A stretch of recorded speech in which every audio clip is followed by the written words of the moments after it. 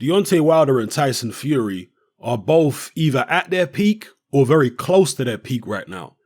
In fact, in the case of Tyson Fury, some people might argue that he might have peaked a couple years ago when he beat Vladimir Klitschko, and that today he might be slightly on the decline. Obviously, he came back from all the weight loss and what have you, but once he's back in shape again, their argument is he'll never be as good as he was when he beat Vladimir Klitschko. Now, I don't know whether that's true or not.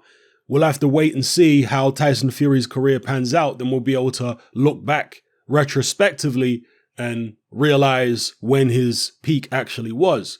But my main point is both Wilder and Fury are either at their peak or their peak has already passed, or their peak is very close. Whereas with Anthony Joshua, is it the same case with him? Has he peaked already? Is his peak yet to come? The reason I ask this question is because Wilder and Fury have had so many more professional fights than Anthony Joshua. Wilder's had 42 professional fights. Tyson Fury's had 30 professional fights, whereas Anthony Joshua's only had 23 professional fights. Now, just because he hasn't had many fights, it doesn't necessarily mean he hasn't already peaked. Some fighters peak early, and then it's downhill from there. But we'll have to look back retrospectively when AJ's career is over, and then we'll know for sure. But there is the possibility that he's a couple years away from his peak. I get the impression that with Anthony Joshua, it's going to get worse before it gets better. That's the impression I get. I think as long as he sticks with Robert McCracken, and as long as he fights the style that he's been fighting in up until this point, he's going to inevitably suffer more losses.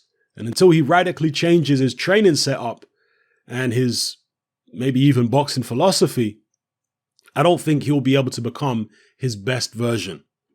Yeah, I know that rubs some people up the wrong way, but that's just the way I see it based upon my experience in boxing, watching great fighters over the years, your Lennox Lewis's, both Klitschko's, so on and so forth. Now, getting back to Wilder and Fury, Wilder has learned on the job as a world heavyweight champion, and he's been guided very carefully. His opponents were selected very, very carefully, not only before he became champion, but while he's been champion. That's been the case. There was a fight that he had, actually a second defense of the title against Johann Duopa. You can watch the full fight on YouTube. That was one of his toughest fights, that Duopa fight. Real tough fight for him. You see Wilder's eye all swole up there. This is the 10th round. He eventually stopped Duopa in the 11th round. It's a pretty good fight. Now, one of the things you'll notice about this fight, those of you who haven't seen it or just, maybe you watched it a long time ago and you've forgotten a lot about it, Deontay Wilder weighed 228 pounds for that fight. Right, that is way heavier than he weighs today. I mean, we're talking about what? His last fight, he was actually 223 against Brazil. Prior to that, he was 212 against Tyson Fury. So not too much heavier than he was against Dominic Brazil, to be fair, but certainly a hell of a lot heavier than he was against Tyson Fury. And I personally think that Wilder is better off when he's lighter. That's my personal view on it. A lot of people in the early days of Deontay Wilder's championship run were constantly banging on about how skinny he was. And there was a time when Wilder was talking about coming in at 240 pounds, that he was going to pump loads of weights and what have you. I think he loses a lot of speed. When I look at Wilder in that Duopa fight, to me, he doesn't look as fast as he is now, or as fast as he was against, let's say, Fury. And I think it's because of the extra muscle mass that he's got on him. Particularly in the late rounds, he was looking kind of sluggish.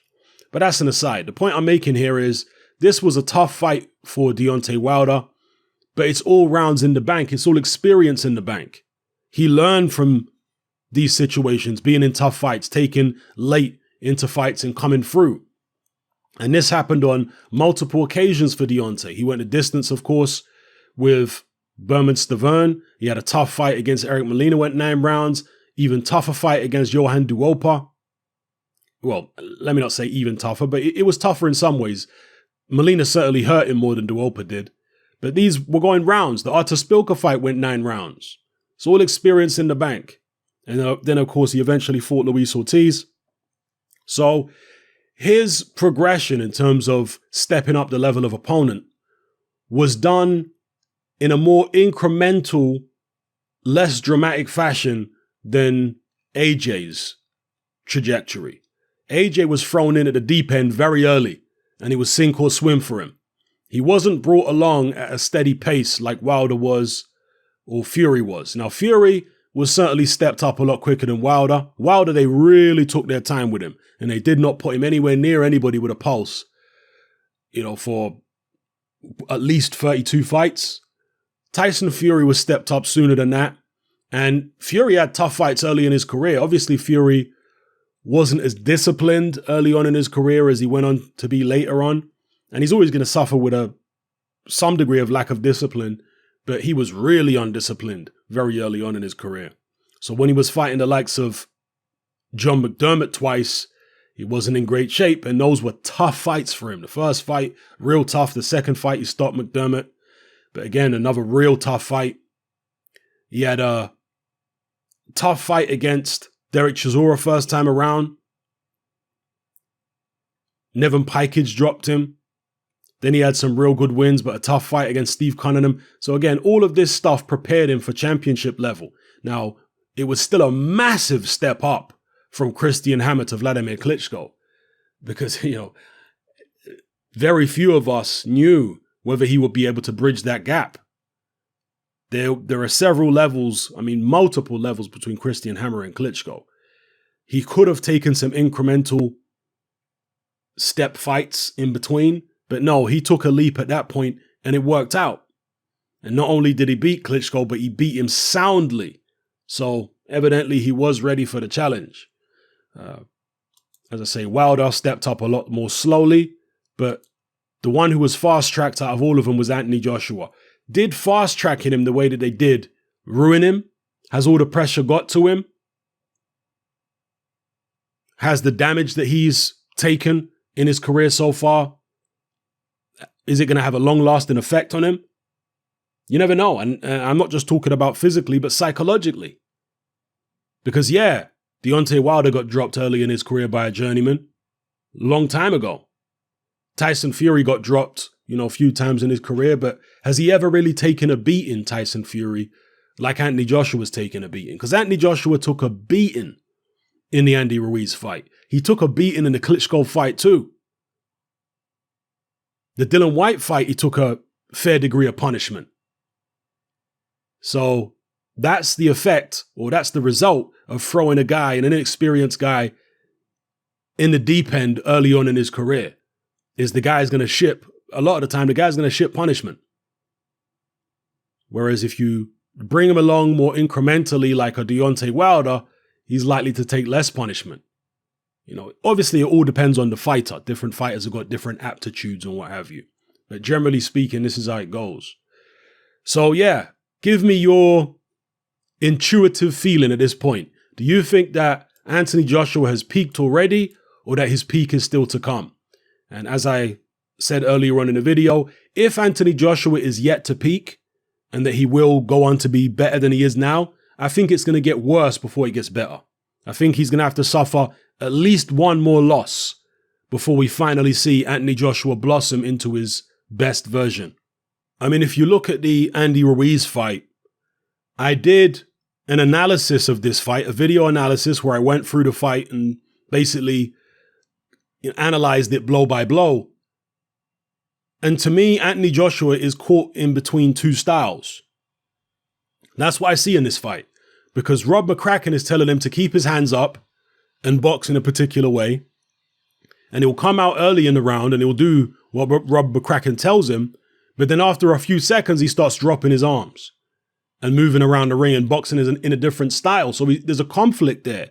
AJ wants to box one way, but Rob McCracken wants him to box another way. One of the things that Rob McCracken might not understand is that a guy as big and muscular as Anthony Joshua, it takes a lot more energy to keep your hands up than it does to keep your hands down. That's one of the things. Another thing is a lot of guys, big, heavy, guys, heavyweights, big, long arms, They feel more relaxed when they've got their arms down. They feel like they can get their punches off more fluidly with their arms down. They feel like they can move their upper body better with their arms down. And another thing I noted from my analysis of this fight, which you can find on Daily Motion, is when AJ has his left hand down, Andy Ruiz is less aggressive. Go watch the fight for yourselves and see what I'm saying. At the start of rounds, AJ will normally come out with his hands up. But then Ruiz is very aggressive with him. Then he starts dropping his hands and Ruiz is less aggressive. In the first or second round, I think it might have been the second, he walks Ruiz onto a really hard jab that kind of snaps Ruiz's head back. And that jab is thrown from a downward position, like his left hand is right down below his waist, and he brings it up and cracks Andy Ruiz in the face with it because it's coming out of his field of vision, his peripheral view. So even though it sounds counterintuitive, I think it's better for Anthony Joshua to fight Ruiz when he's at long range with his left hand down and his right hand up to block left hooks, like Lennox Lewis did against David Tua. Obviously, when they get into mid-range and close range, AJ needs to get his hands up. But at long range, when he's moving around and he's in the center of the ring, I think it's much better for him to have his left hand down. Andy Ruiz doesn't have quick enough feet to get big right hands off at long range that are going to crack AJ on the chin. He's not quick enough on his feet to do that. Showed that in the first fight. Okay? But anyway, any of you who want to see the full analysis of that, head over to Daily Motion. In fact, I'll leave links in my Facebook boxing group so you can go watch that. But the point I'm making here is the fact that AJ is caught between two styles shows that there is a conflict in terms of what he thinks he should be doing and what his trainer Robert McCracken thinks he should be doing from a technical point of view. And with that confusion in the camp, he's not going to become his best version. And I've been saying it for well over a year now. McCracken's got to go. And I ain't got nothing against Robert McCracken. He's a good trainer, but there is no one-size-fits-all trainer. There's no trainer who's perfect for every fighter. I think Rob McCracken has taken AJ as far as he can possibly take him. And I think for AJ to become the best version of himself, he's going to need somebody else to take him up to that next level. That's my personal view. So let me know what you guys think in the comment section below. It's happening, I'm out. Join me on Patreon. I upload a minimum of 2 podcasts every single week, covering a wide variety of controversial topics, as well as live stream Q&A sessions. Take a look on screen right now at some of the podcasts I've produced so far. For just $3 a month, the equivalent of about £2 a month, you get access to all my new podcasts and my entire back catalogue of past podcasts, including my popular Confessions of a Nightclub Bouncer series. You can listen on your computer or on your smartphone or tablet by downloading the Patreon app from the Google Play Store or the App Store for free. The Patreon app also allows you to download each podcast in MP3. For less than the price of a cup of coffee, you get access to dozens of hours of exclusive content. It's easy to sign up, there's no contract, and you can cancel at any time. So come and join our community of free and critical thinkers by signing up with me here on Patreon today.